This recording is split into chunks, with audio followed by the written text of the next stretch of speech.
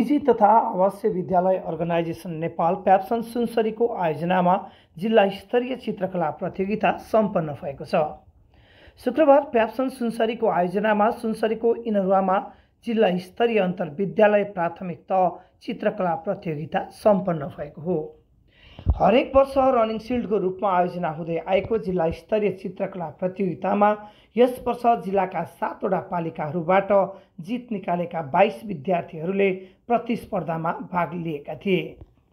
उक्त कार्यक्रममा बोल्दै कार्यक्रमका प्रमुख अतिथि कोशी प्रदेश सांसद डाक्टर इस्रायल मन्सुरीले निजी विद्यालयहरूले देशको शिक्षा क्षेत्रमा अत्यन्तै ठुलो योगदान दिएको बताए। उनले निजी विद्यालयहरूले पुर्याएको योगदानलाई राज्यले अवमूल्यन गर्न नहुनेमा जोड दिए। उनले प्याप्सनले साना साना नानीहरूमा रहेको प्रतिभा प्रस्फुटनका लागि गरेका प्रयासको प्रशंसा गर्दै यस्ता कार्यक्रमहरूमा प्रदेशबाट बजेट विनियोजन गराउन आफूले पहल गर्ने बताए। त्यसैगरी सोही कार्यक्रममा बोल्दै प्याप्सन कोशी प्रदेश सल्लाहकार तथा सुनसरीका प्रमुख सल्लाहकार विष्णु प्रसाद कोइरालाले बालबालिकाहरूको लुकेका प्रतिभालाई प्रस्फुटन गराउन विविध विधाहरूमा अवसर दिनुपर्छ भन्ने सोचका साथ आफूले जिल्लाको नेतृत्व गर्दा प्याप्सनको जिल्ला नेतृत्वमा महत्त्वपूर्ण भूमिका खेलेका तथा द्वन्द्वकालमा सेनाबाट हत्या गरिएका आफ्नो दाजु विजय कोइरालाको सम्मान र सम्झनामा चित्रकला प्रतियोगितामा रनिङ सिल्ड आफूले सुरु गराएको बताए। उनले यस्ता कार्यक्रमले विद्यार्थीभित्र रहेका प्रतिभालाई प्रस्फुटन गर्न मद्दत पुर्याइरहेको दाबी गरे। कार्यक्रम संयोजक तथा इनरुवा प्याप्सनका अध्यक्ष रमेश प्रसाद गुरागाईले विद्यालय तथा नगरमा भएका प्रतिस्पर्धामा जित निकाल्दै जिल्ला स्तरीय प्रतियोगितामा छनौट भएर आएका सबै विद्यार्थीहरू नै विजेता सरह रहेकाले कसैले हारेर गएको अनुभव नगर्न आग्रह गरे। उनले प्रतिस्पर्धी विद्यार्थीहरूले प्रतियोगिताबाट सिकेर जानेमा आफू विश्वस्त रहेको बताए।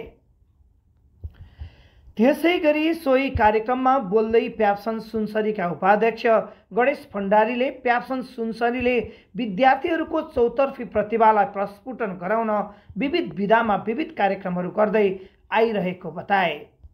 उनले हरेक उमेर समूहका विद्यार्थीहरूका प्रतिभालाई उजागर गर्न प्याप्सन लागिरहने बताए। शुक्रबार सम्पन्न प्रतियोगितामा इटलीको ब्राइट फ्युचर इङ्ग्लिस स्कुलकी छात्रा निसुम मादेन प्रथम भएकी छिन् भने बराक क्षेत्र नगरमा रहेको सुविधा स्कुलका छात्र एलिस कटुवाल द्वितीय भएका छन्। त्यसैगरी इनरुवाको निर्मला मेमोरियल बाल उद्यान सेकेन्डरी इङ्ग्लिस स्कुलकी छात्रा प्रसिद्धि आचार्य तृतीय भएकी छिन् भने बराकको सुनसरी स्टार एकाडेमीकी दिव्या मलाह सान्तना भएकी छिन्। प्रतिस्पर्धामा विजयी विद्यार्थीहरूलाई प्याप्सन कोशी प्रदेशका सल्लाहकार तथा सुनसरीका प्रमुख सल्लाहकार विष्णु प्रसाद कोइराला, कोशी प्रदेश उपाध्यक्ष निश्चल राज साक्य, जिल्ला उपाध्यक्ष गणेश भण्डारीले पुरस्कार वितरण गरेका थिए।